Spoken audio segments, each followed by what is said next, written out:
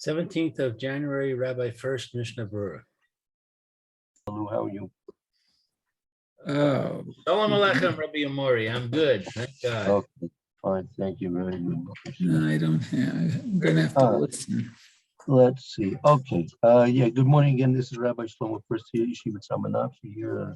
Our second share in the morning here in Yerushalayim, care of Zoom. We're running a special diversion into the Igros Moshe.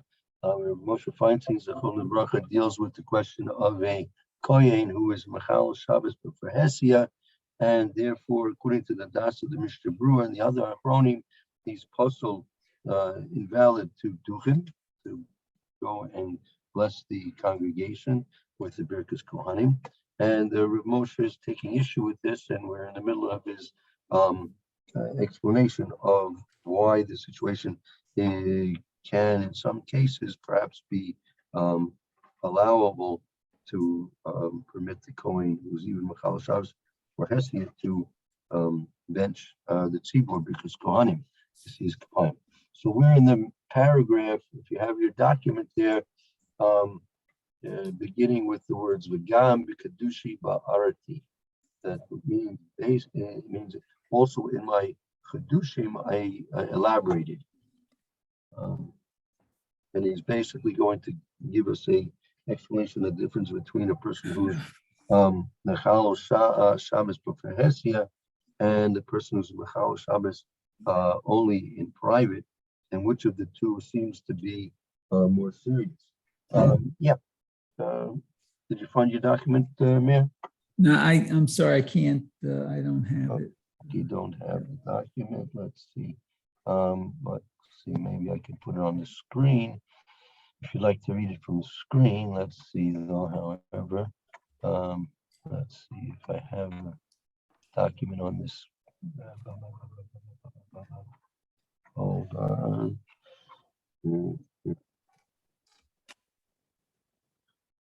Might be able to put it on. Oh. Let's see. Hopefully, we can put up the document in a moment.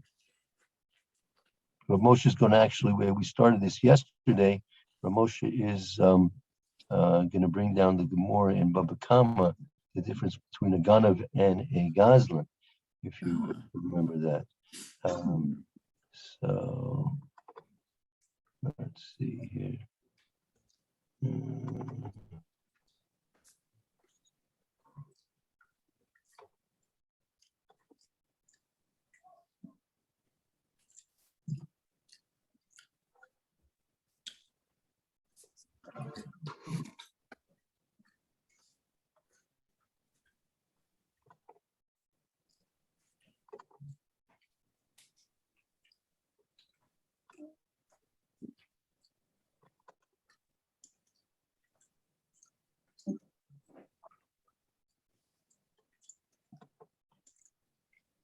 Okay, we'll try and put on the screen in a moment.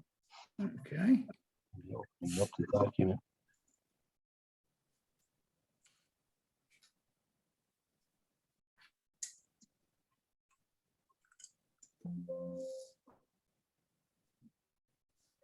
Oh, here we are.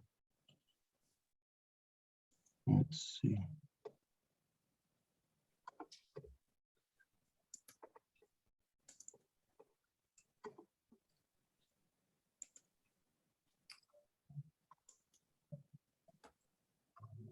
Okay.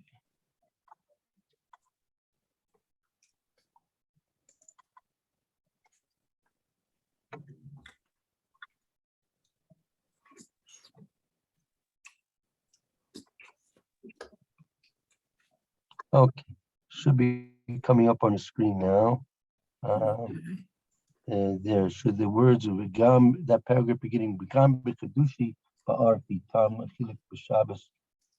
Also in my Kedushin, my novelty, I explained the reason. The difference between Challah is explained now. The difference between Machal Shabbos for Hesia and in private. Can you read that okay, Ramirez? Is it good for you to read? Yeah, it's fine. The Gam the Hudushe Arti. Marty, I elaborated. Oh, I elaborate. BRT. Oh, Bitan Chaluch B'Shabbat.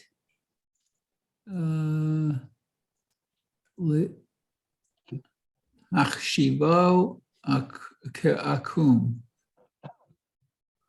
Right, and when dealing with someone who's Machal Shabbos, he's considered to be like a non-Jew. Right? He loses his status of being a Jew. Oh, wow. Ben Tzina, Lefarhesia, Shelichu Ora, Inomuvan, Hagam, Bitzina, Hu Beoto, Hachomer, Atzmo. Let's see. Right. Ben Tzina between.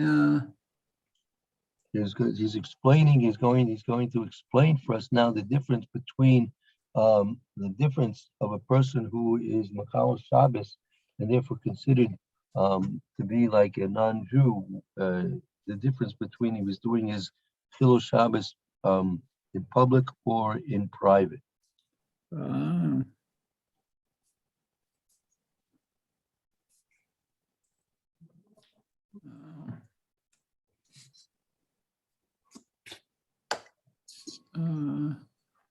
In public or private, okay. Hu bioto hachomer atzmo sheyes b'farhesia. So what he's the same strictness of himself. Yeah, but also hachomer atzmo yesh b'farhesia mitzad Shabbos, meaning there is a seriousness in the fact that he's doing it public desecration of Shabbos. There is a significance to that, right? Oh, okay. Okay. Ul inyan kafira adraba bitzina yesh kitzat yoter kafira kidoraita. Oh, so let's see. And the concept kathira. The kafir, the heresy which takes place in the Hilul Shabbos, where you basically have, for example, two people. One is a Machal Shabbos publicly, and one is a Hilul Machal Shabbos privately. Now the halacha is that a person who's Machal Shabbos for Heresy publicly is more seriously a desecrator of Shabbos than if he simply does it in the privacy of his own home. But Rav Moshe is saying that at least theoretically you can understand that there's a certain seriousness of a person being Machal Shabbos privately that exists there in private that doesn't exist in a public desecration of Shabbos. Meaning there's more of a kafira, there's more of a denial of a Kadosh Baruch Hu if a person is going to Machal Shabbos only privately and not publicly. Explain. Okay. Okay. All right. Okay. According to the Torah, the Bach. No. The Baba Kama. Right. Exactly. Baba Kama. In the Gemara, Baba Kama. Ayin Tet. So in Baba Kama, Ayin Tet.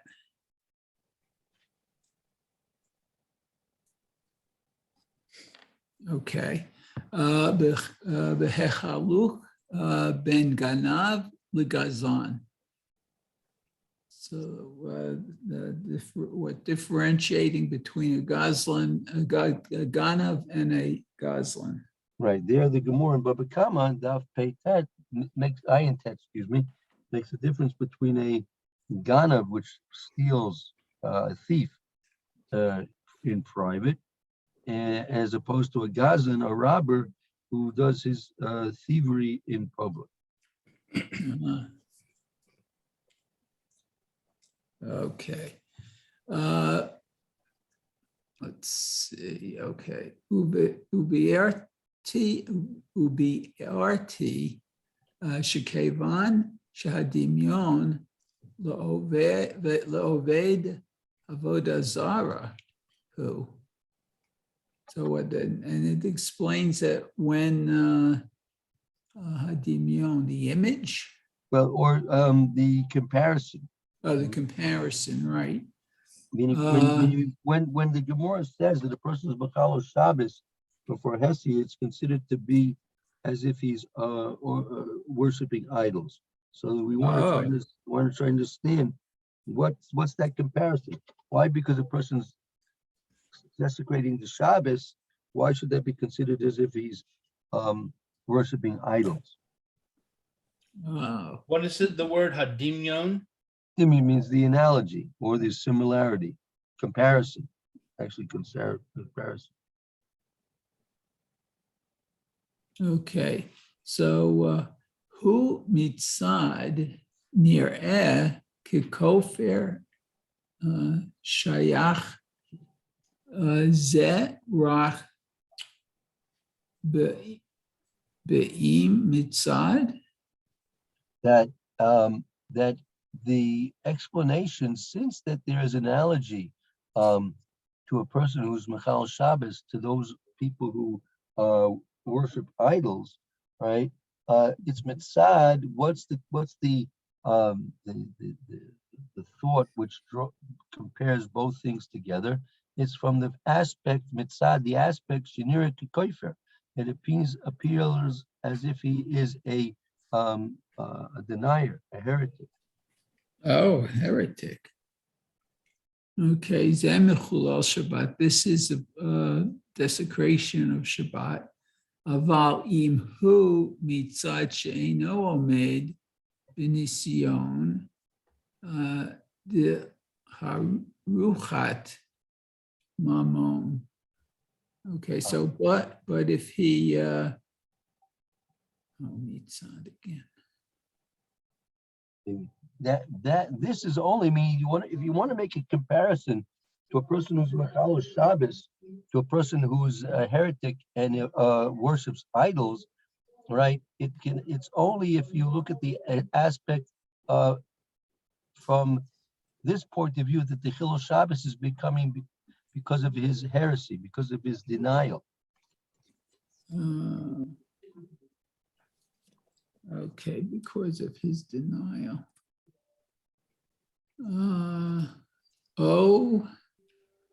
Limilaot teoto ein lehachshivo kikofer. So whether we're limilaot. Right, but if mitzad she'eno oimed b'nisoyin laharvachs moment olamolos tavoso. But let's say a person's a Machal Shabbos, not because he has any philosophical, heretical approach to being Machal Shabbos. He's not doing it because of the philosophical, heretical aspects of being Machal Shabbos. He's simply doing it because he feels that if he can't work on Shabbos, right, he won't be able to make a living, or he simply he has to fill his taivas. He's just got to get to go to the beach, and Shabbos is the day to do it. So he's being Machal Shabbos to do all these things, and but he's not doing it out of any philosophical, heretical denial of Shabbos as being one of the mitzvahs of the Kadosh Baruch. Oh, okay. What is this phrase? Benisayon ha de harochas. No, in the soil the harvachas moment, the test of having to profit in making money. The person, he's Machal Shabbos because he's got to stay open to make money. Aha. Okay. So in other words, he's failing a test, Right. as opposed to intentionally denying He's just failing a test. Right. Right. He's not philosophically denying anything about Shabbos, but he's simply practically being Mechal Shabbos because he needs to make money. There were people I remember in my old neighborhood that would go to shul Shabbos morning and then go and open their store. Right. Ah, Right.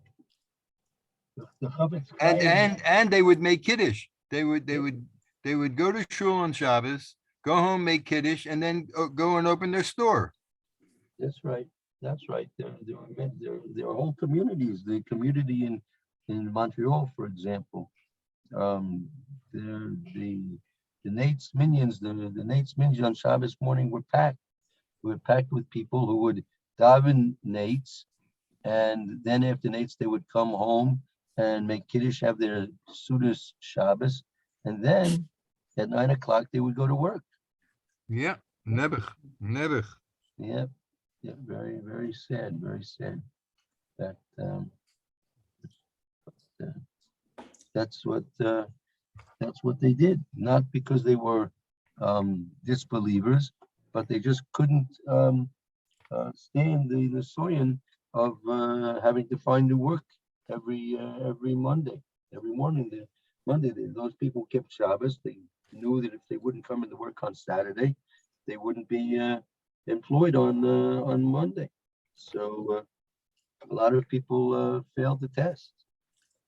Rav Shimon Sturman in the yeshiva told me that his father wouldn't work on these jobs because they wanted him to work on Shabbos. So he was a peddler, and Rav Shimon remembered that he would go out in the wintertime with his sack to sell, during the week, to have this little parnasa, and he would come home and he would have his whole beard would be covered with ice. Mhm, wow. mhm. Hmm. Right. Yeah, he'd be out in the wintertime going door to door Sure. to sell, Not easy. just so he would not have to work on Shabbos. Yeah. Right, yeah. And then later he opened up a fruit store. He was Wow. able to get scratch enough money together to finally open a little, little fruit stand. Right. Right. Yeah. These were the heroes that in spite of pressure, internal pressure, familial pressure, a lot of people had a lot of pressures, and nevertheless they didn't give in. They didn't give in.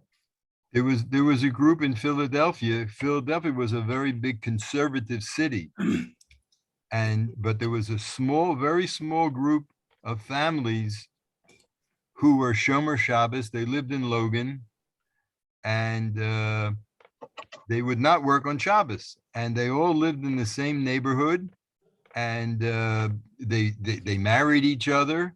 They were all interrelated, properly. And that was a small, very tight-knit community in Logan. Mhm. And they were together because they wouldn't work on Shabbos, period. None. Right. And when immigrants came who didn't want to work on Shabbos, they would gravitate towards that community. Uh-huh. Hmm. Yeah. Very nice, bro. Wow. Yeah. I had the benefit of knowing those people. Yeah. They came a lot of them came from Germany, etc., in the 30s and 40s, etc. They were very, very distinguished people. Mhm. Yeah. That they were the ones. Those were the heroes for sure. Heroes that's a good word, the heroes, right? Right? That's right. Right. So not everyone was able to withstand the test. They failed, unfortunately, failed many times miserably. So that's what Ramosh is referring to. So a person who's simply unable to withstand the pressures of having to make a living So that's not necessarily what we're considering to be a person who's Machal Shabbos and has a din of an akum, a non-Jew. I read a story that they're talking about people who would go to shul and then come home and make kiddush and then go open their store. There was one person, a son-in-law, who lived in that house with this, with the person's daughter, and he was Shomer Shabbos. And he asked the Shaila that when his father-in-law came home to make kiddush before going to work, could he be Yotze with that kiddush? Right. And the answer was yes. Okay. Yeah. Yeah. Mm-hmm. Yeah. Interesting. Yeah. Isn't that amazing? Yeah. That's right. That's right. Yeah. Okay, let's continue. Okay, ולכן בצנעה יכול לומר שהוא רק למלא תאותו. Tavaso, rak limali tavaso. Oh, tavato. Oh, okay. Person who's Machal Shabbos in private, you could say he's doing it because he is wanting to just fulfill his taivas, just follow his desires. Oh. Wow. Wow. Oh. It sounds like a not too good excuse though. Okay. The af im lo amar klum talinan mitzad chazakat kasherut. Right, and you could say that you could say there's a castrus kashrus, meaning since he's only doing something in private, right? You might be able to say that he should still be considered to be kosher. Oh, really? There's it's sad to say he's not poskening 100%, but there you might be able to say. Yeah, but that would only be between man and man, though, right? Not Right. Yeah, Kadosh Baruch Hu knows the truth, of course. right. Wow. Okay. Sharak limale tavato. Tavaso. You could say that perhaps he's only being Machal Shabbos because he just wants to fulfill his pleasures, his desires. But he's not a heretic.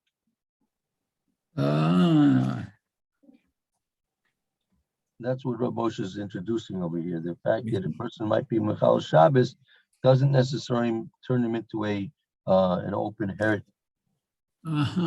Okay. Let's see.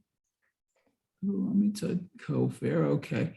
The Chazinan she'af ochel nevelot l'tayavon yesh lo chazakat kasherut shelo yochal l'hakis. Oh, okay. So it's the Chazinan, what that we envision. We see. Oh, we see. Okay, that if he eats nevela because of his desire, because of the desire. Right. I mean, let's say a person's only needing nevelas because of his desire, right? Yet, he's not doing it because of any philosophical, heretical policy. He's simply doing it because he likes that kind of meat. He likes that restaurant. He goes into that restaurant because he likes that restaurant. Just doing it for his pleasures. Okay. Yesh lo chazakat kasherut. So that he has a strength for. He still has the status of being kosher. And the person, if you don't see that he's actually doing something heretical in his philosophies and his beliefs, so you can still put him on his status of being kosher. Wow. And not being a heretic. Wow. When we say kosher in this case, we mean kosher as in that we assume he eats kosher food otherwise, or it means he's kosher as being a kosher Jew? He's not considered to be a goy. He's not considered to be an akam, a non-Jew. He's still considered to be a Jew. Oh, okay. Shelo yochal lahachis mishum de hechshod kal lo chashud lechomer.